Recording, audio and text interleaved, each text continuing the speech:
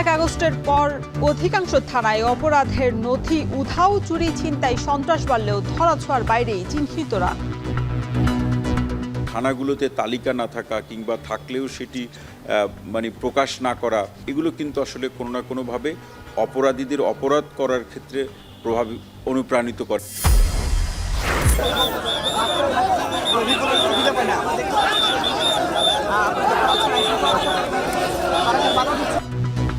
সুচিকিৎসা এবং রাষ্ট্রীয় স্বীকৃতির দাবিতে মধ্যরাতে যমুনার সামনে জুলাই আহতদের বিক্ষোভ, ধৈর্য ধরার আহ্বান হাসনাতের।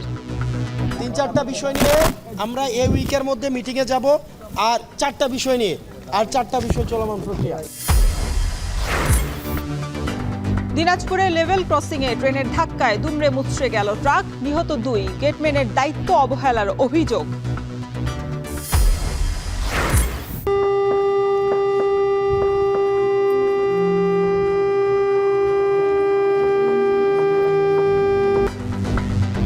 এবং বিদ্যাদেবী সরস্বতী পূজা আজ, বিভিন্ন মন্দির এবং শিক্ষা প্রতিষ্ঠানের অস্থায়ী মণ্ডপে পূজা অর্চনায় ভক্তরা।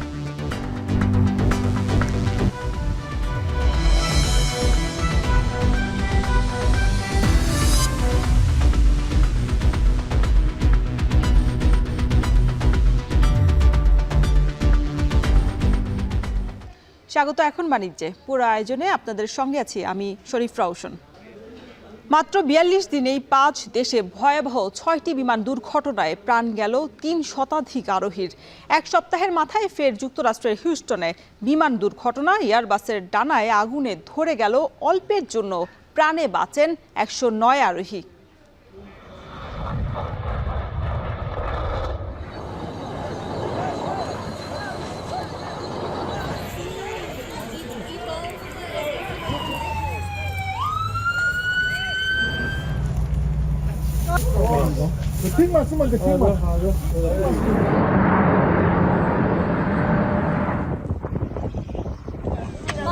Please remain seated until further instructions happen.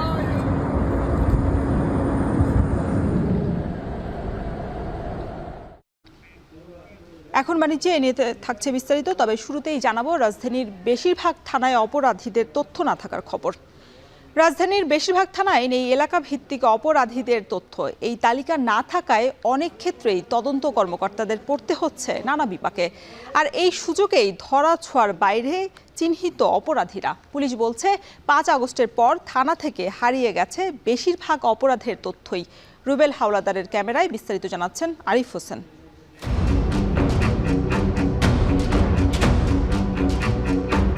রাত 2:35। গাড়ি থেকে নামতে দেখা গেল এক ব্যক্তিকে। মিরপুরের শিমুলতলার সামনের সড়ক পার হয়ে বাড়ির পথে যাচ্ছিলেন তিনি। হুট করেই দুজন ব্যক্তির এলোপাথারি কোপ। 40 সেকেন্ড এলোপাথারি কুপিয়ে সটকে পড়ে ঘটনাস্থল থেকে। এরপর পার হয়েছে 1 মাসের বেশি সময়, অথচ অপরাধীরা ধরাছোঁয়ার বাইরে। কি বলছে পুলিশ দেখতে দারুস-সালাম থানায় আমরা। জানা গেল এই থানায় নেই কোনো অপরাধীর তথ্য। কে হামলা করেছে আসাদুজ্জামানকে, নেই সেই অভিযোগের কোনো অগ্রগতি। আগে হয়তো ছিল, এখন আছে কিনা এটা জানতে হবে। ঠিক এই নোটিশ বোর্ডটিতেই ছিল সন্ত্রাসীদের তালিকা।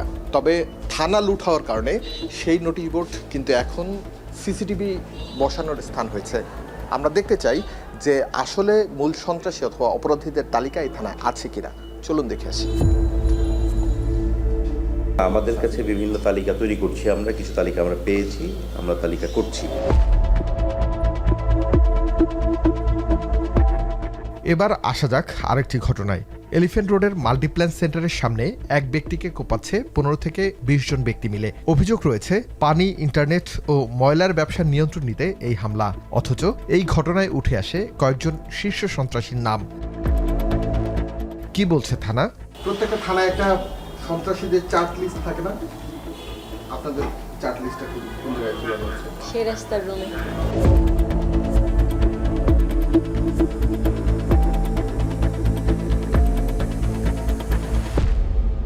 প্রত্যেকটা থানায় একটা সন্ত্রাসী অথবা ক্রিমিনালদের চার্ট লিস্ট থাকে না আপনাদের? চার্ট থাকে না? আগে যেমন থানায় থানায় ঝুলানো দেখতাম বিভিন্ন জায়গায়। আমি এসে পাইনি। হ্যাঁ, মানে এখানে কি নাই? তৈরি করতেছি, কিন্তু আমি এসে পাইনি। শিশু সন্ত্রাসী ইমন সিসি হেলালের ভাইকে এতে সামনে দীপু। রাজধানীতে বিভিন্ন সময় চুরি, ছিনতাই, ডাকাতি, এমনকি হত্যাকাণ্ডের মতো চাঞ্চল্যকর ঘটনা ঘটে। তবে এই ঘটনার সাথে যারা জড়িত সেই অপরাধীরা বিভিন্ন সময় থেকে যায় ধরাছোঁয়ার বাইরে। এর পেছনের কারণ হিসেবে অনেকেই বলছেন থানাগুলোতে তথ্য হালনাগাদ যে অপরাধীদের তালিকা থাকার কথা সেটি নেই। আমরা একটু খুঁজে দেখতে চাই বিভিন্ন থানায় যে সেই ধরনের তালিকা আছে কিনা এবং প্রধান অপরাধী কোন থানার কে। উত্তর পশ্চিম থানায় নেই কোনো অপরাধীর তালিকা। অভিযোগ নিয়ে থানায় আসাদের অধিকাংশই ছিনতাইয়ের শিকার হয়েছেন। কথা বলতেছি 1 মিনিট, আমার শালারে ফোন দিতেছি, হ্যালো বলতেই একজনের ধাক্কা দিছে আর একজনের ঠান দিয়ে মোবাইল নিয়ে দৌড় দিছে। এই জায়গায় শোনা যায় যে মোবাইল চুরি হচ্ছে, এর কি কোনো তালিকা আছে আপনাদের কাছে? আছে স্যারের কাছে, ওসি স্যারের কাছ থেকে নিতে পারবেন। হ্যাঁ স্যার কি তালিকাটা নিয়ে অফিশিয়ালি চাইলে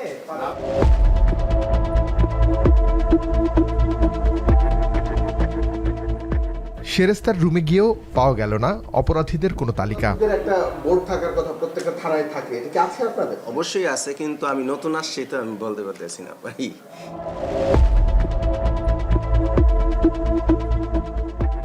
এবার গন্তব্য উত্তরা পূর্ব থানায়। চিত্র ঠিক একই। ভাই, আপনাদের অপরাধী শনাক্তের একটা বোর্ড থাকে না, ওই যে যারা দাগি অপরাধী চার্ট বোর্ড রাইট। হ্যাঁ রাইট। সেটা কোথায়? সেটা তো এখন হচ্ছে ওইভাবে আমাদের নতুন তো সংস্কার হচ্ছে।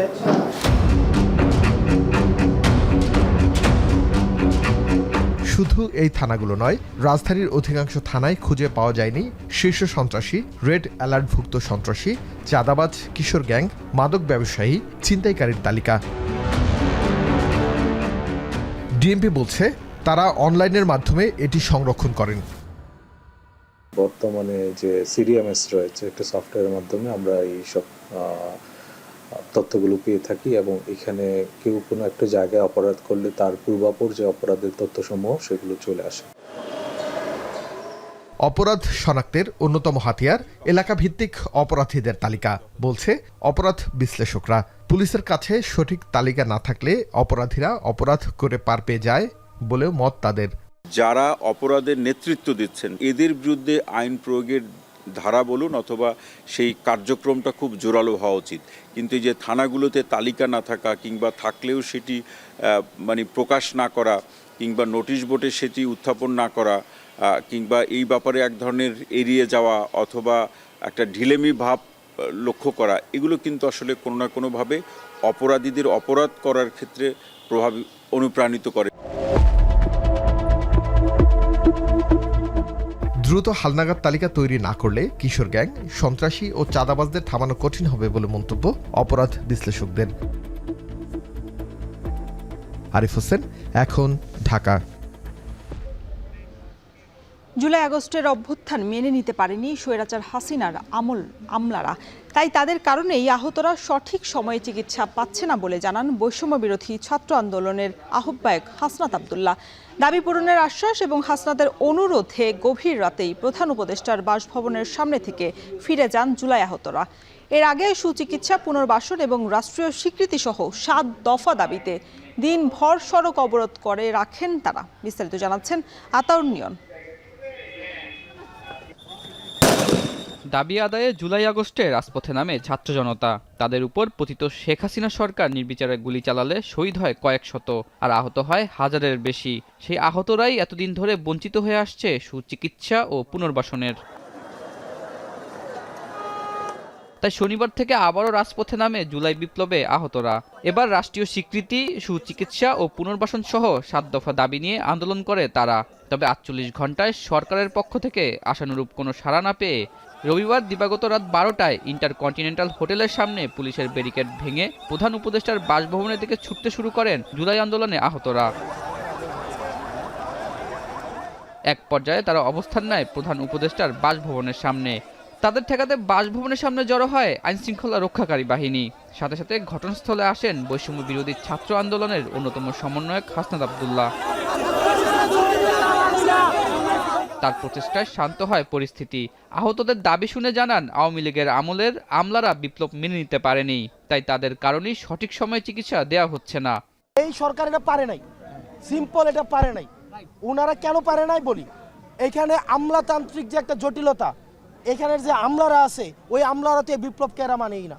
তো 150 দিনের মধ্যে যদি 140 দিন শুধু একটা সরকারকে আন্দোলনে ব্যস্ত থাকতে হয়, এখানে রাজনৈতিক অসহযোগিতা আছে, আমলাতান্ত্রিক অসহযোগিতা আছে, সবার শুধু চাই চাই, আমার চাই আমার চাই আমার চাই। আপনারা আমি বলি তো ভাই, বাংলাদেশের কোন রাজনৈতিক দলটা এই তাদের বক্তব্য বিবৃতিতে বলছে যে আমরা আহতদের পুনর্বাসন চাই? না। বিচার নিয়ে কোনো কথা বলছে কেউ? কারণ সুবিধা আছে তো ভাই, কারণ তাদের ভোট আমার দিকে আসবে। আমি তো আওয়ামী লীগকে কোনো স্পেস দিব না, আওয়ামী লীগের ভোট আমার কাছে আসবে না। যে স্পেস দিবে তার ভোট আসবে, তার ব্যবসা আসবে, তার এলাকার লোকের সেটআপ আসবে, মামলা থেকে ছাড়াইয়ে টাকা নেবে। ঘণ্টা দুয়েক সবার কথা শুনে জানান, চলতি সপ্তাহেই সব দাবি পূরণে সরকারকে বাধ্য করা হবে। আর রাষ্ট্রীয় সম্মাননা প্রোক্লেমেশন এই বিষয়গুলো নিয়ে তো আমরা স্টিল কাজ করতেছি। আর 7 নম্বরটা আর্থিক অনুদানের বৃদ্ধি, এটা করা, এবং ওই যে নিরাপত্তা, আর্থিক নিরাপত্তা। এমনও আমি একটা আলোচনা শুনলাম ওই দিন, যদি সে নিজে কাজ করতে না পারে, তার ভাই, তার ছোট ভাই থাকতে পারে, তার ফ্যামিলির একজন মানুষ থাকতে পারে, এটাকেও যদি চাকরিতে দিয়ে দেওয়া যায়, ওই জিনিসগুলো নিয়ে আলোচনা হচ্ছে। 3-4টা বিষয় নিয়ে আমরা এই উইকের মধ্যে মিটিংয়ে যাব, আর 4টা বিষয় নিয়ে, আর 4টা বিষয় চলমান প্রক্রিয়া। পরে হাসনাতের কথার সাথে একমত হয়ে ফিরে যান আন্দোলনকারীরা। ফ্যাসিস্ট হাসিনাকে এই দেশ থেকে তাড়াইতে সফলতা পেয়েছি। ইভেন এই হাসিনার যত হামলাতন্ত্র আছে তাদের মধ্য থেকে এখনো কিছু রয়ে গেছে। এই কারণে আমাদের যেই ট্রিটমেন্ট উন্নত, আমাদের যে পুনর্বাসন, আমাদের যেই জাতির স্বীকৃতি, আমাদের যেই একটা আর্থিক সহযোগিতা যেটা আমরা চেয়েছিলাম, হয়তোবা কিছু ভাই বলছে ইতিমধ্যে এটার জন্য আমরা বয়কট, আমরা সেটা চাই না। আমরা সেটা চাই গিফট হিসেবে এই রাষ্ট্র আমাদেরকে দিবে। আর দাবি পূরণ না হলে আবারও রাজপথে নামার হুঁশিয়ারি দেন আহতরা। আতাউনিয়ন, এখন, ঢাকা। বিশ্ববিদ্যালয় করার দাবিতে আজ সকাল 11টা থেকে রাত 10টা পর্যন্ত অবরোধ কর্মসূচি ঘোষণা করেছেন তিতুমির কলেজের শিক্ষার্থীরা। অবরোধের আওতায় থাকবে Mohakhali rail gate, Amtali, Gulshan link road. রাতে সংবাদ সম্মেলনে এই ঘোষণা দেন তিতুমিরের শিক্ষার্থীরা। ব্রিফিংয়ে অবরোধের পাশাপাশি অনির্দিষ্টকালের জন্য তিতুমির কলেজ শাটডাউন ঘোষণা দেওয়া হয়। বিশ্ববিদ্যালয়ের দাবিতে গত 5 দিন ধরেই অনশন এবং অবস্থান কর্মসূচি পালন করছে শিক্ষার্থীরা। রোববারও শিক্ষা উপদেষ্টার বক্তব্য প্রত্যাখ্যান করেই সন্ধ্যায় মহাখালীর আমতলীতে সড়কে অবস্থান নেন তিতুমিরের শিক্ষার্থীরা। এ সময় মহাখালী, বনানী এবং গুলশান সড়কে সব যানবাহন চলাচল বন্ধ হয়ে যায়। এতে চরম ভোগান্তিতে পড়েন ওই সড়কের চলাচলকারীরা। পরে রাত 8টার দিকে ফের তিতুমির কলেজের সামনে চলে আসেন শিক্ষার্থীরা।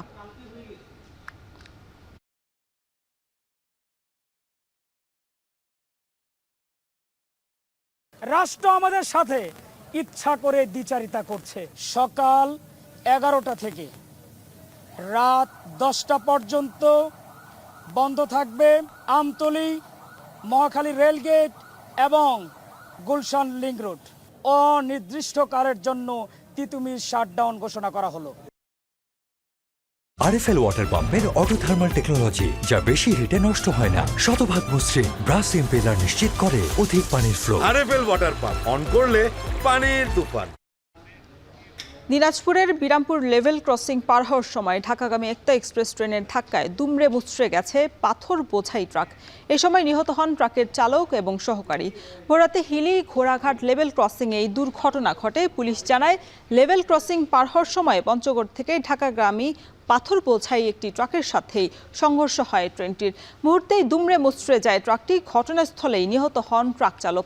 এছাড়া গুরুতর আহত অবস্থায় উদ্ধার করে হাসপাতালে নেওয়ার সময় মারা যান চালকের সহকারীও। এজন্য গেটম্যানের অবহেলাকেই দুষছেন প্রত্যক্ষদর্শীরা। এদিকে দুর্ঘটনার কারণে সড়ক পথে যানবাহন চলাচল বন্ধ হয়ে যায়। রাস্তার দুই পাশে সৃষ্টি হয় 7 কিলোমিটার যানজট।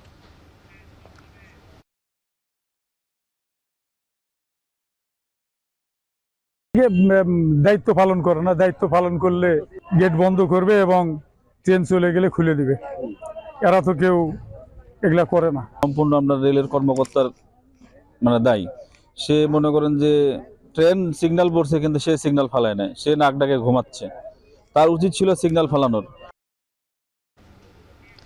এই সংঘর্ষের জন্য কিছুক্ষণ বন্ধও ছিল জেলার সাথে রেল যোগাযোগও, তবে সড়কে তৈরি হয়েছে যানজট। সেখানকার সবশেষ পরিস্থিতি জানাতে যুক্ত হচ্ছেন সহকর্মী সোহেল রানা।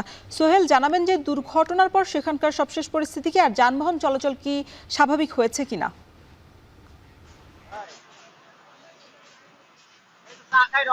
রসন, শুরুতে একটু জানিয়ে রাখি যে এই দুর্ঘটনার কারণে কিন্তু প্রায় 9:30 ঘন্টার বেশি সময় ধরে রাস্তার যে যানজট সেটি কিন্তু লেগেছিল, সেটি কিছুক্ষণ আগেই কিন্তু স্বাভাবিক হয়েছে এবং পার্বতীপুর রেলওয়ে পুলিশের পক্ষ থেকে এখানে কিন্তু এখন এই যানজট নিরসনে কাজ করছেন তারা। এবং দেখা যাচ্ছে যেটি দেখা গিয়েছে যে প্রায় 5-7 কিলোমিটার জায়গা জুড়েই কিন্তু বিভিন্ন যানবাহন আটকা পড়েছে। তারা কিন্তু প্রায় 9:30 ঘন্টার মতো রাস্তা ধরে আটকা ছিল এবং সেই যানবাহন গুলো কিন্তু এখন চলাচল শুরু করেছে এবং সবকিছুই এখন বলা চলে যে এই দুর্ঘটনা কবল এলাকায় স্বাভাবিক রয়েছে এবং ট্রেন চলাচল যেটি সেটিও কিন্তু স্বাভাবিক রয়েছে। আমি পুলিশের যে কর্মকর্তা রয়েছে তার সাথে কথা বলেছি, তিনি যেটি বলছেন যে আসলে মূলত যে দুর্ঘটনাটি ঘটেছে যার কারণে এই তীব্র যানজটের সৃষ্টি হয়েছে সেটি নিরসনে তারা কাজ করছেন এবং এখন যানজটে যানবাহন যেটি সেটি চলাচল স্বাভাবিক রয়েছে। আমি আপনাকে একটু জানিয়ে রাখি রসুন, সেটি হচ্ছে রাত 1টার দিকে একতা এক্সপ্রেস একটি ট্রেন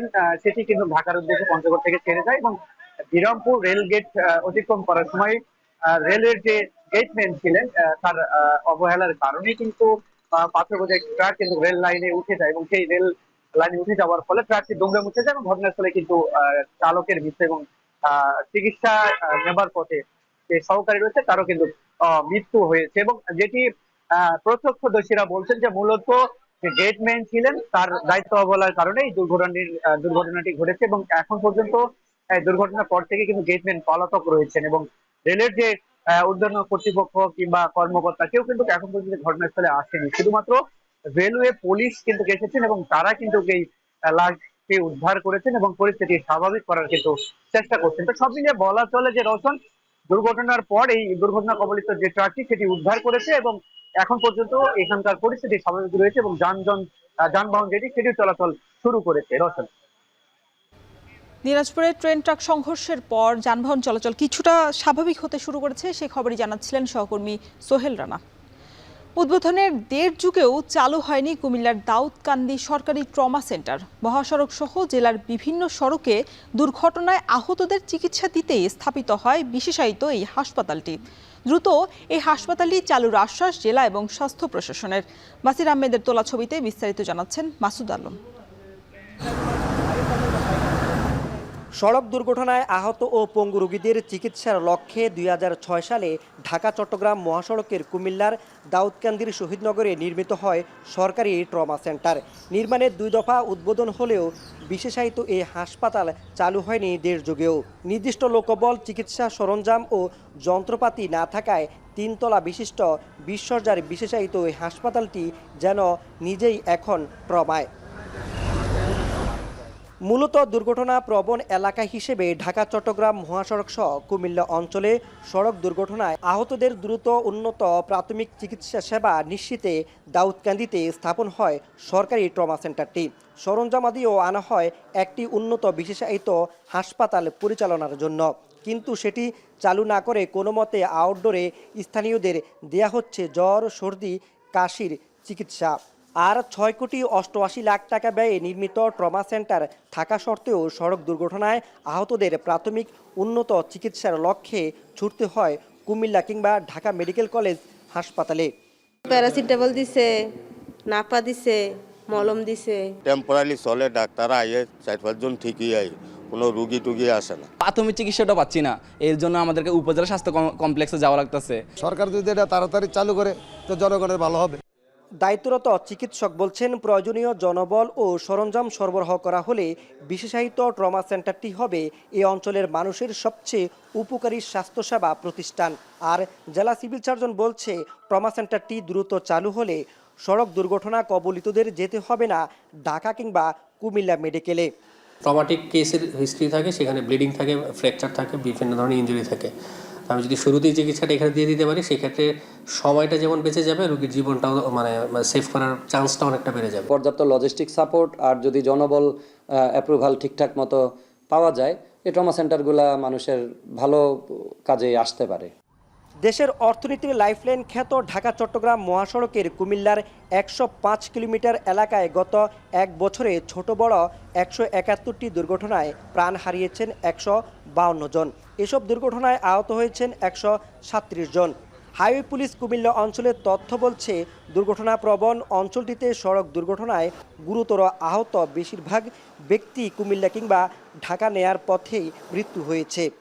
বিশেষায়িত হাসপাতাল দাউদকান্দি সরকারি ট্রমা হাসপাতাল, যেটা সকল ধরনের যন্ত্রপাতিও আছে, কিন্তু সেখান থেকে তেমন কোনো চিকিৎসা সেবা পাওয়া যাচ্ছে না। খুব বেশি গুরুতর দেখলে আমাদের হাইওয়ে পুলিশ নিজেরাই গাড়ি ম্যানেজ করে ঢাকায় পাঠিয়ে দিচ্ছে।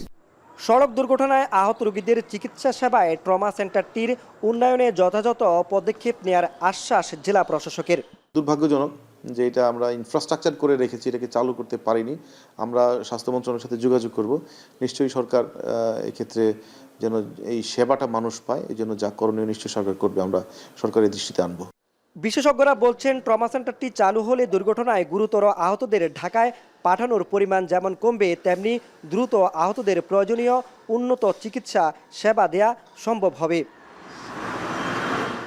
মাসুদ আলম, এখন, কুমিল্লা। রাজধানী সহ সারা দেশে সনাতন ধর্মাবলম্বীদের অন্যতম ধর্মীয় উৎসব সরস্বতী পূজা অনুষ্ঠিত হচ্ছে। সনাতন ধর্মাবলম্বীদের বিশ্বাস অনুযায়ী সরস্বতী জ্ঞান এবং বিদ্যার দেবী। প্রতি বছর মাঘ মাসের শুক্লপক্ষের পঞ্চমী তিথিতে বিদ্যাদেবীর বন্দনা করা হয়।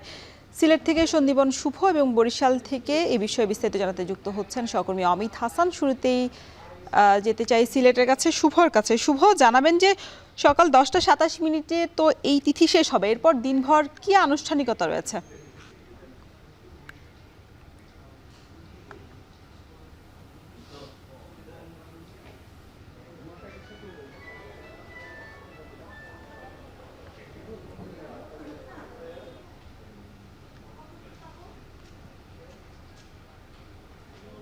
সিলেটের মহা সমারোহে কিন্তু প্রতি বছরের মতো এবছরও সরস্বতী পূজা অনুষ্ঠান হচ্ছে।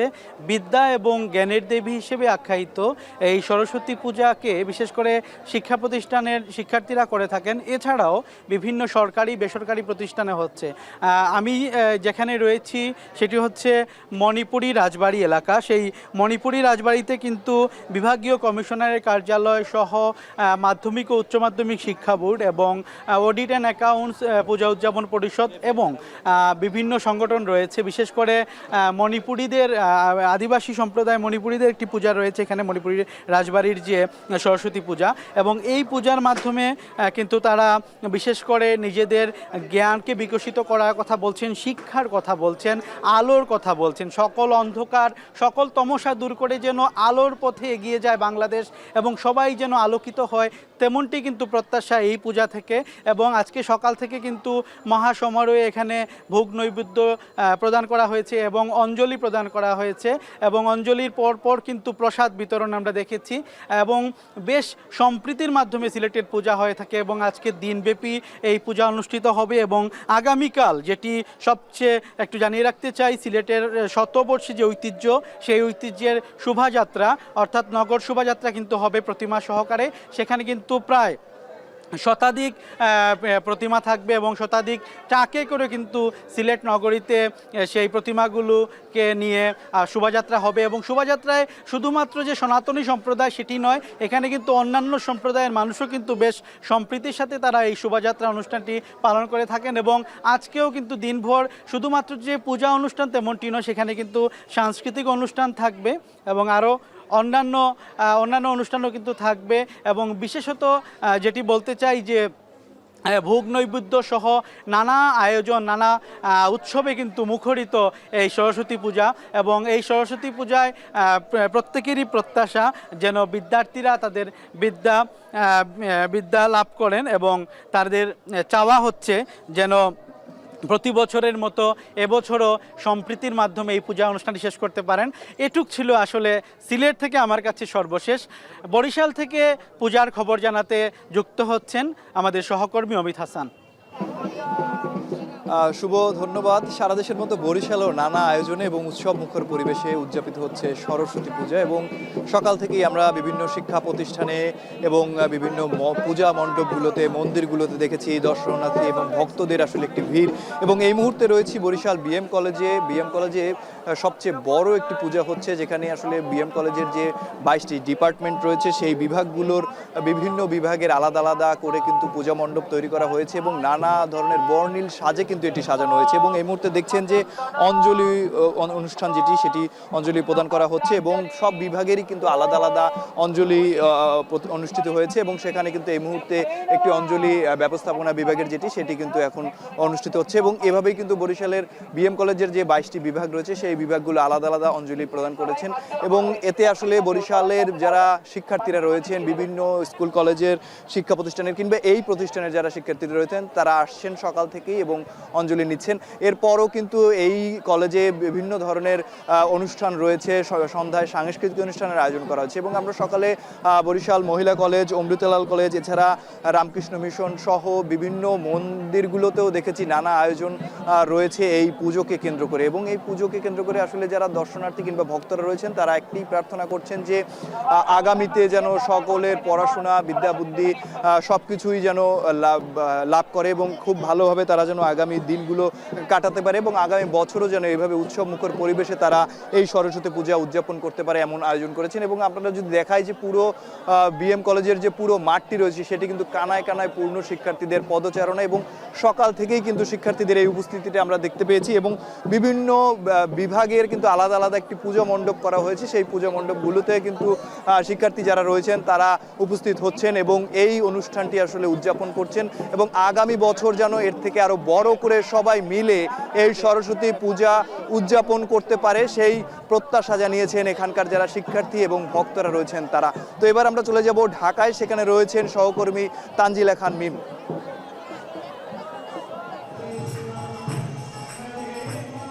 অমিত, বরিশালের মতো রাজধানী ঢাকাতেও কিন্তু বিভিন্ন শিক্ষা প্রতিষ্ঠান সহ মন্দিরগুলোতেও একই রকমভাবে ধর্মীয় রীতিনীতি অনুসারেই পালিত হচ্ছে সরস্বতী পূজা।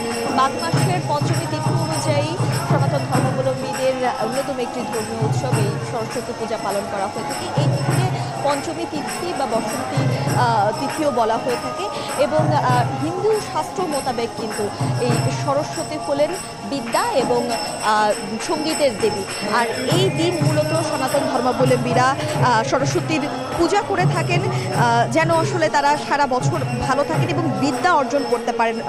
সেই জন্যই কিন্তু আসলে সনাতন ধর্মাবলম্বীরা বিভিন্ন আরাধনার মধ্য দিয়ে সরস্বতীকে পূজা করেন এবং এই পূজা কিন্তু সকাল থেকে বিভিন্ন শিক্ষা প্রতিষ্ঠান এবং মন্দিরগুলোতে শুরু হয়ে গেছে। আমি যদি একটু ইতিহাস থেকে বলি, সরস্বতী কিন্তু বৈদিক দেবী হলেও সরস্বতী পূজা বর্তমানে আসলে আধুনিক যে রীতিনীতি সেই অনুসারে প্রচলিত হয়েছে। তবে প্রাচীনকালে তান্ত্রিক সাধকেরা সরস্বতী সদৃশ্য দেবী বাগেশ্বরীর পূজা করতেন বলে জানা যায় এবং সে সময় আসলে 19বিংশ শতাব্দীতে পাঠশালায় প্রতি মাসের শুক্ল পঞ্চমী তিথিতে, যেটি আমি বলছিলাম শুরু থেকে, সে তিথি অনুযায়ী ধোয়া চৌকির উপর তালপাতা তাড়ি ও দোয়াত কলম রেখে পূজা করার প্রথা ছিল এবং এটি মূলত আসলে এই উৎসবের মধ্য দিয়ে সকলের কাছে আসলে মানে যারা সনাতন ধর্মাবলম্বীরা রয়েছে তাদের এক একজনকে এক একভাবে প্রভাবিত করে। তবে প্রাচীনকাল থেকে কিন্তু এটি জ্ঞান ও শিল্পের দেবী সরস্বতীর জন্মদিন হিসেবেও বিবেচিত হয় এবং এই পূজার মধ্য দিয়ে কিন্তু সনাতন ধর্মাবলম্বীরা আজকের যে দিনটি সেই দিনটি শুরু করে থাকেন এবং এই পূজার মধ্য দিয়ে তারা বিশ্বাস করেন যে সারা বছর জুড়েই তারা যে জ্ঞান অর্জন করে থাকেন কিংবা যেই সেটি তাদের কর্মজীবন থেকে শুরু করে যেই ধরনের সফলতা তারা পেয়ে থাকেন সেটি আসলে এই দেবীর আরাধনার ফলে বা এই দেবীকে তারা যতটুকু তুষ্ট করতে পারবেন ততটুকুই ফলাফল কিন্তু তারা তাদের জীবনে পেয়ে থাকেন বলে তারা বিশ্বাস করেন। এছাড়াও আপনি যেমনটি বলছিলাম যে আসলে বিভিন্ন শিক্ষা প্রতিষ্ঠানে কিন্তু সবসময় এই পূজা বিশেষ গুরুত্বের সাথে পালন করা হয়ে থাকে এবং সন্ধ্যায় সাংস্কৃতিক আয়োজন থাকে। মন্দিরগুলোতেও ছোটো ছোটোভাবে সন্ধ্যার দিকে ছোট করে বেশ সাংস্কৃতিক আয়োজন রাখা হয়েছে এবং এই যে সরস্বতী, সনাতন ধর্মাবলম্বীদের মতে সরস্বতী শব্দের অর্থ হলো জনবতী বা নদী। অর্থাৎ অনেক পণ্ডিতরাই আসলে মনে করেন দেবী সরস্বতী প্রথমে ছিলেন নদী, পরে তিনি দেবী হিসেবে পূজিত হয়েছেন। তিনি চেতনা এবং জ্ঞানের দেবী। এবং এই যে বলছিলাম যে দূর দূরান্ত থেকে কিন্তু মানুষ বিভিন্ন তাদের পছন্দের যেই মন্দিরগুলো রয়েছে সেখানে তারা এই পূজার বিসর্জন দেখতে আসেন। এছাড়া আসলে এই পূজার মধ্য দিয়ে যেটি বলছিলাম যে এই পূজার মধ্য দিয়ে যারা সনাতন ধর্মাবলম্বীরা রয়েছেন তারা বিশ্বাস করেন তাদের জ্ঞান অর্জন করা সম্ভব হবে এবং এই দেবী যদি আসলে কারো উপর তুষ্ট হয় তখনই সে আসলে সব কিছু মিলিয়ে সেটি কর্মজীবন থেকে শুরু করে ব্যক্তি জীবন কিংবা পড়াশোনা থেকে শুরু করে বিদ্যা অর্জনের দেবী যেহেতু বলা হচ্ছে তিনি সেখানে সফলতা লাভ করে থাকেন। আর এই যে বলছিলাম বিদ্যা ও সঙ্গীতের দেবী সরস্বতী আরাধনা, এই আরাধনাকে কেন্দ্র করেই কিন্তু অনুষ্ঠিত এই প্রধান ধর্মীয় উৎসব সরস্বতী পূজা এটি পালন করা হয়ে থাকে। রওশন, এই ছিল এখন পর্যন্ত রাজধানীর ইসকন মন্দির থেকে আমার কাছে, এবং আমি যেমন বলছিলাম যে সকাল থেকেই বিভিন্ন ভক্তরা কিন্তু এই পূজার দেবীর আরাধনা করতে মন্দিরগুলোতে আসছেন এবং পরবর্তীতে আবার আপনার সঙ্গে যুক্ত হলে অন্য কোনো মন্দির থেকে সেখানকার ভক্তদের খবর জানাতে পারবো। রওশন। রাজধানী সহ সারা দেশে সনাতন ধর্মাবলম্বীদের অন্যতম ধর্মীয় উৎসব সরস্বতী পূজার খবর জানাতে যুক্ত ছিলেন সহকর্মীরা। গেল বর্ষার জলবদ্ধতা শীতেও বহাল রয়েছে। পানি না সরায় চলতি মৌসুমে বড় আবাদের অনিশ্চিত খুলনার বিল ডাকাতিয়ার বেশ কিছু এলাকায় ৬,০০০ একর চাষযোগ্য জমি নিয়ে দুশ্চিন্তায় পড়েছেন কৃষকরা। এদিকে বর্ষা মৌসুমের কয়েকশো কোটি টাকার ক্ষতি এখনও কাটিয়ে উঠতে পারেনি কৃষকরা। পানি নিষ্কাশন না হওয়ার কারণ হিসাবে পানি উন্নয়ন বোর্ড এবং স্থানীয় প্রশাসনের অবহেলাকেই দুষছেন স্থানীয়রা। তরিকুল ইসলামের প্রতিবেদন, ক্যামেরায় ছিলেন আবুল বাশার। গত কয়েক বছর ধরে শত শত কৃষকের কান্না লুকিয়ে আছে দেশের দ্বিতীয় বৃহত্তম বিল খুলনার ডাকাতিয়ার বিলে। মূলত গুটি কয়েক প্রভাবশালী ব্যক্তির মাছ চাষের কারণে এই এলাকার হাজার হাজার হেক্টর ফসলি জমিতে দেখা দিয়েছে জলবদ্ধতা। এই এলাকার বৃহৎ জনগোষ্ঠী বেকারত্ব বরণ করবে নাকি এই এলাকার ফসলি জমি জলবদ্ধতা মুক্ত হবে, এমন প্রশ্ন দেখা দিয়েছে এই এলাকার মানুষের মনে। মধুসূদন বিশ্বাস খুলনার ফুলতলা উপজেলার গোলদারপাড়ার বাসিন্দা। নিজের জমি থাকা সত্ত্বেও গত 2 বছরের বেশি সময় সংগ্রাম করছেন পানির সাথে। অতিবৃষ্টি আর নদী খাল ভরাট হয়ে যাওয়ায় এবার ফসল ফলানোর অনিশ্চয়তায় তিনি। এখন তো আমাদের সব দুঃখের দিন, আমাকে তো না খেয়ে দিন যেতে হবে, ছেলে মেয়ে পড়াতে পারতেছি না, আমাদের তো সমস্যা, বিশাল সমস্যা। এই 4 মাস আমাদের কিষেন বন্ধ। মধুসূদনের মতো অনেক কৃষকের স্বপ্নই এখন বিবর্ণ দেশের দ্বিতীয় বৃহত্তম খুলনার বিল ডাকাতিয়ার জলবদ্ধতা নিয়ে। এই বিল থেকে বছরে উৎপাদন করা হয় কোটি কোটি টাকার সবজি, মাছ ও বিভিন্ন ফসল। তবে জলবদ্ধতা এখানে সবথেকে বড় বাধা, যদিও এ জলবদ্ধতার সূত্রপাত বহু বছর আগে থেকেই। প্রায় 20,000 হেক্টর জমির বিল ডাকাতিয়ায় 80-র দশকেও ফসল হতো 3টি। 84 সালে বন্যায় প্লাবিত হয় বিল ডাকাতিয়া অঞ্চল। সেই দুর্যোগে 76,000 একর জমির ফসল নষ্ট হয়। জলবদ্ধতা স্থায়ী হয় প্রায় 12 বছর ধরে। এরপর স্থানীয়দের আন্দোলন সংগ্রামের মুখে তৎকালীন সরকার নানা পদক্ষেপ নিলেও এখনও সেই সমস্যায় ভুগছেন বিল কেন্দ্রিক জীবনযাপন করা লাখো মানুষ।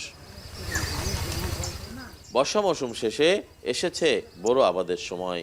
বীজতলা থেকে চারা এখন মাঠে রোপণের পালা। তবে বিল ডাকাতিয়ার প্রায় 60% জমিতে এখনও জলবদ্ধতা থাকায় ধানের বীজতলা রূপ নিতে পারছে না চারাই। এতে বোরো ধানের চাষ অনেকটাই অনিশ্চিত হয়ে পড়েছে। কয়লা পাতা ফেলানোর পরে পানি যেভাবে একটু সরছিল, এখন সেই পানিটা বন্ধ হয়ে গেছে। বিলির যে বর্তমান পানির যে অবস্থা, তাতে বিলির বোধহয় ধান আর হবে না।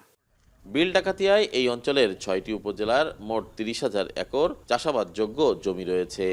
স্থানীয়রা বলছেন বিল ডাকাতিয়ার পানি বের হওয়ার একমাত্র চ্যানেল শোলমারি নদীটি পলি পড়ে আংশিক ভরাট হয়ে যাওয়ায় সৃষ্টি হচ্ছে জলবদ্ধতা।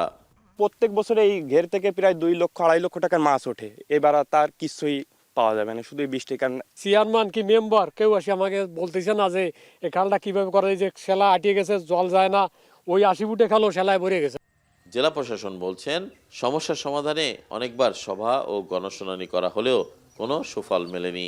বিল ডাকাতিয়ার বেশ কিছু যে খাল রয়েছে সেগুলোর যে গভীরতা যাতে নাব্যতা যাতে বৃদ্ধি করা যায় সে বিষয়েও পরবর্তীতে ব্যবস্থা গ্রহণ করবে বলে পানি উন্নয়ন বোর্ড জানায়। এর ভিতর বিএডিসি এবং পল্লী বিদ্যুতায়ন যে বোর্ড রয়েছে তাদের বিদ্যুৎ নিয়ে এবং পাম্প নিয়েও কিছু সমস্যা ছিল, সেখানে আমরা সরাসরি মিনিস্ট্রিতেও কথা বলি। পানি উন্নয়ন বোর্ড বলছে পাম্প বসিয়ে পানি নিষ্কাশন কার্যক্রম চলমান রয়েছে। সব নদী যে ভরে গেছে এইটা কাটার জন্য আমাদের একটা স্টাডি চলমান আছে। এই স্টাডির প্রপিক্ষিতে আমরা টোটাল নদী সিস্টেমটা যদি আমরা পুনঃখনন করতে পারি তখন এটার স্থায়ী সমাধান হবে। খুলনা কৃষি বিভাগের তথ্য বলছে শুধুমাত্র ডুমুরিয়া উপজেলায় ২১,৮০০ হেক্টর জমিতে বোরো চাষের লক্ষ্যমাত্রা নির্ধারণ করা হয়েছে। তার মধ্যে ২,৫০০ হেক্টর জমিতে জলবদ্ধতা রয়েছে। এছাড়াও বিল ডাকাতিয়ার চাষযোগ্য প্রায় ৬,৫০০ হেক্টর জমির মধ্যে ১,০০০ হেক্টর জমিতে জলবদ্ধতা রয়েছে। তরিকুল ইসলাম, এখন খুলনা। মাত্র ৪২ দিনে ৫ দেশে ভয়াবহ ৬টি বিমান দুর্ঘটনায় প্রাণ ছড়ল ৩ শতাধিক আরোহীর। এর মধ্যে যুক্তরাষ্ট্রে পরপর দুদিনে ২ দুর্ঘটনায় ৩ আকাশযানের মোট ৭৪ আরোহীর প্রাণহানিতে নতুন করে আলোচনায় এভিয়েশন খাত। ঠিক কী কারণে এত ঘন ঘন বিমান দুর্ঘটনা ঘটছে তার আসল কারণ জানার দাবিও জোরালো হচ্ছে। বিস্তারিত জানাচ্ছেন তৌহিদুর রহমান। ২০২৪ সালের ২২ ডিসেম্বর থেকে ২৮ ডিসেম্বর এক সপ্তাহেই ব্রাজিল, আজারবাইজান ও দক্ষিণ কোরিয়ায় ৩টি বিমান বিধ্বস্তের ঘটনায় অন্তত ২৩০ আরোহীর প্রাণহানির সাক্ষী হয় বিশ্ববাসী। এক মাস না যেতেই ২০২৫ সালের ২৯ জানুয়ারি দক্ষিণ সুদানে বিমান দুর্ঘটনায় মৃত্যু হয় ২০ আরোহীর। এই ঘটনার একদিনের মাথায় ৩০ জানুয়ারি যুক্তরাষ্ট্রের ওয়াশিংটন ডিসিতে যাত্রীবাহী বিমান ও সামরিক হেলিকপ্টার বিধ্বস্তে ৬৭ আরোহীর কেউই আর বেঁচে ফেরেননি। এই শোকের মধ্যে দুদিনের মাথায় দেশটির পেনসিলভেনিয়া অঙ্গরাজ্যের ফিলাডেলফিয়ায় এয়ার অ্যাম্বুলেন্স বিধ্বস্তে শিশুসহ ৭ জনের সবাই মারা গেছেন। এই নিয়ে মাত্র ৪২ দিনে ৫টি দেশে ভয়াবহ ৬টি বিমান দুর্ঘটনায় প্রাণ যায় ৩২০ জনের বেশি আরোহীর। সাম্প্রতিক সময়ে এতগুলো বিমান দুর্ঘটনা এর আগে আর কখনোই দেখেনি কেউ। এতে করে আকাশপথে যাত্রার নিরাপত্তা নিয়েও আতঙ্কে যাত্রীরা। প্রশ্ন দেখা দিয়েছে, তবে কি দিন দিন অনিরাপদ হয়ে উঠছে আকাশপথ, নাকি ত্রুটির পাল্লা ভারী হচ্ছে বিমান পরিবহন সেবায়? Accidents happen, they don't happen that often. It's really safe to fly. It's just awful when mistakes happen and people die. You don't know the flight crew, you don't know the pilots, you never know what could happen. It could happen driving down the road. Anything can happen anytime, so I don't think it's necessarily. সম্প্রতি বিমান দুর্ঘটনা বেড়ে যাওয়ায় প্রশ্ন উঠেছে, ঠিক কী কারণে এত বেশি দুর্ঘটনার কবলে পড়ছে আকাশযান? এর জন্য কি আবহাওয়া নাকি অন্য কিছু দায়ী? জনমনে যখন এসব প্রশ্ন জমা হচ্ছে তখনও সামনে আসেনি কোনোটির আসল কারণ। তবে গত ২৮ ডিসেম্বর দক্ষিণ কোরিয়ায় বিমান বিধ্বস্ত হয়ে ১৭৯ যাত্রীর মৃত্যুর পেছনে পাখির আঘাতকে প্রাথমিকভাবে দায়ী করা হয়। বলা হয়, বিধ্বস্ত বিমানটির ইঞ্জিনের ভেতরেও নাকি পাখির পালক ও রক্ত পাওয়া গেছে। যদিও দেশটির যোগাযোগ মন্ত্রণালয় এ ব্যাপারে কোনো মন্তব্য করেনি। এদিকে ২৫ ডিসেম্বর বাকু থেকে রাশিয়া যাওয়ার পথে কাজাখস্তানের আক্তাউয়ে বিমান বিধ্বস্ত হয়ে ৩৯ আরোহী প্রাণহানির জন্য রাশিয়াকে দায়ী করছে আজারবাইজান। ইউক্রেনের ড্রোন ভেবে রাশিয়া গুলি চালালে যাত্রীবাহী বিমানটি বিধ্বস্ত হয় বলে দাবি করা হয়। এই ঘটনায় রুশ প্রেসিডেন্ট ভ্লাদিমির পুতিন ক্ষমা চাইলেও সরাসরি দায় স্বীকার করেননি। এই মুহূর্তে যুক্তরাষ্ট্রের মতো দেশে দুদিনের ব্যবধানে ২টি দুর্ঘটনায় ৩টি আকাশযানের মোট ৭৪ আরোহীর প্রাণহানিতে বিমান পরিবহন সেবা খাত নিয়ে আলোচনা সমালোচনার ঝড় বইছে। এই যখন অবস্থা, তখন এভিয়েশন বিশেষজ্ঞরা বলছেন, যে কোনো বিমান দুর্ঘটনা তদন্তের মাধ্যমে আসল কারণ উদ্ঘাটনে প্রয়োজন হয় দীর্ঘ সময়ের। We're looking at the relationship between the human, the machine, and the environment. And those are the three umbrellas, so to speak, where we find the majority of the causes for accidents. So you can't just investigate an accident using common sense. And to put out there, you know, speculating what caused an accident it's irresponsible. আন্তর্জাতিক গণমাধ্যমগুলোর তথ্য বলছে, landing গিয়ারে ত্রুটি, বৈরী আবহাওয়া এবং পাখির ধাক্কায় বেশিরভাগ বিমান বিধ্বস্ত হয় বলে মনে করা হয়। এমনকি ফেডারেল এভিয়েশন অ্যাডমিনিস্ট্রেশনও বলছে, শুধু যুক্তরাষ্ট্রে প্রতি বছর বিমানে পাখির আঘাতে ১৪,০০০-এর বেশি ঘটনা ঘটে। ধারণা করা হয়, পাখির আঘাতেই ল্যান্ডিং গিয়ার ক্ষতিগ্রস্ত হয়ে ঘটে দুর্ঘটনা। তৌহিদুর রহমান, এখন বিশ্ব। আরএফএল গিজারে আছে ওয়ার্ল্ড ফ্লো টেকনোলজি, যা পানি গরম করে 20% কম বিদ্যুৎ খরচে, আর একবার অন করলেই পানি গরম থাকে 24 ঘন্টা। আরএফএল গিজার, উষ্ণ পানির পরশ। এদিকে যুক্তরাষ্ট্রে জোড়া বিমান দুর্ঘটনার সপ্তাহ না পেরোতেই আবারও দুর্ঘটনার কবলে পড়ল দেশটি। অল্পের জন্য প্রাণে বাঁচলেন 109 আরোহী। স্থানীয় সময় রোববার সকাল 8:30টায় টেক্সাস অঙ্গরাজ্যের হিউস্টনে ঘটে এই দুর্ঘটনা। জর্জ বুশ আন্তর্জাতিক বিমানবন্দরের রানওয়ে থেকে নিউ ইয়র্কের উদ্দেশ্যে যাত্রা শুরু করছিল ইউনাইটেড এয়ারলাইন্সের একটি ফ্লাইট। এ সময় আগুন ধরে যায় এয়ারবাস A319 উড়োজাহাজটির ডানার নিচের অংশে। তাৎক্ষণিকভাবেই উড্ডয়ন স্থগিত করে নিরাপদেই সরিয়ে নেওয়া হয় আরোহীদের।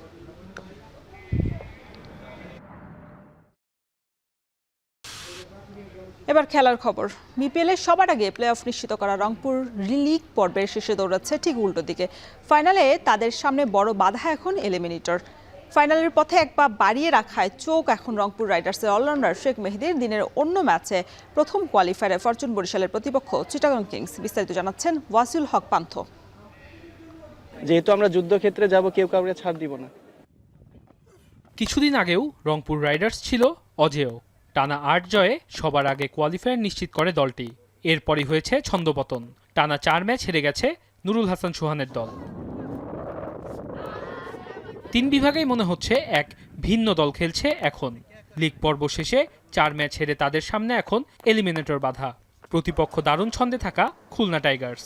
আর বড় ম্যাচের আগে দলের সবাই আত্মবিশ্বাসী ও চাঙ্গা আছে। ম্যাচ জিততে দায়িত্ব নিতে হবে দেশি ক্রিকেটারদেরই বলে জানালেন রাইডার অলরাউন্ডার শেখ মেহেদী। লাস্ট 2টা বছর আমরা রংপুরে কোয়ালিফাই 3 নাম্বার হয়েছে, আমরা ফাইনালে উঠতে পারি নাই। বাট এবছর আরও একটা সুযোগ আসছে ইনশাল্লাহ। আমরা চাই আসলে যে এই লাস্ট 2 বছরে যেটা হয়েছে সেটা ব্রেক করতে চাই, যে ইনশাল্লাহ আমরা ফাইনালে যেতে চাই। সবথেকে বড় জিনিস যেটা হচ্ছে আমাদের লোকাল যে 7 জন খেলবে তাদের পারফরমেন্সটা খুবই ইম্পর্টেন্ট এই আগামী ম্যাচের জন্য। সোমবার সন্ধ্যায় কোয়ালিফায়ার 1-এ মুখোমুখি হবে তামিম ইকবালের ফরচুন বরিশাল ও মোহাম্মদ মিঠুনের চিটাগং কিংস। 2 দলের সামনেই ফাইনালের সুযোগ। জিতলে এবারের বিপিএলের ফাইনাল নিশ্চিত। হারলেও সম্ভাবনা শেষ হয়ে যাবে না। তখন কোয়ালিফায়ার 2-এ খেলতে হবে এলিমিনেটর পর্বের বিজয়ীদের সাথে।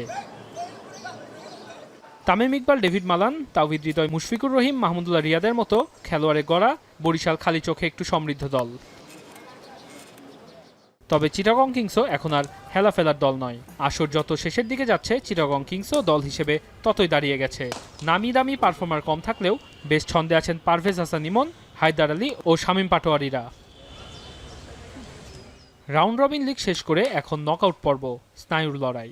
রাউন্ড রবিন লিগের মুখোমুখি লড়াইয়ে 2 দলেরই জয় 1টি করে। তাই কোয়ালিফায়ারে শক্তি ও সামর্থ্যের পাশাপাশি মনের লড়াইও হবে। এখন দেখা যাক নামি তারকায় ঠাসা বরিশালের বিপক্ষে দল হিসেবে দাঁড়িয়ে যাওয়া চিটাগং কিংস কতটা কুলিয়ে উঠতে পারে। ওয়াসিউল হক পান্থ, এখন, Dhaka. We are proud partner of defending champion Fortune Borishal. Legends, local heroes, foreign stars, all are glittering, powering a connected Bangladesh. এখন বাণিজ্য শেষ করার আগে শিরোনামগুলো আরও একবার। আগস্টের পর অধিকাংশ থানায় অপরাধের নথি উধাও, চুরি, ছিনতাই, সন্ত্রাস বাড়লেও ধরাছোঁয়ার বাইরেই চিহ্নিতরা।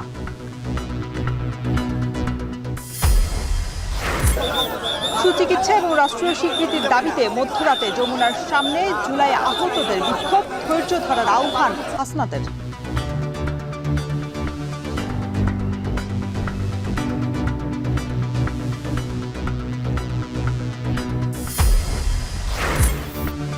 দিনাজপুরে লেভেল ক্রসিংয়ে ট্রেনের ধাক্কায় দুমড়ে মুচড়ে গেল ট্রাক, নিহত 2। গেটম্যানের দায়িত্ব অবহেলার অভিযোগ।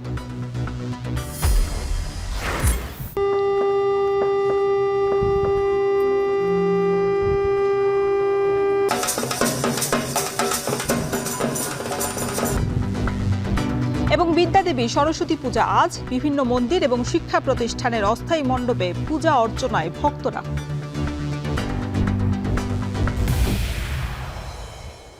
শেষ করছি এখন বাণিজ্য। এতক্ষণ সঙ্গে থাকার জন্য সবাইকে ধন্যবাদ।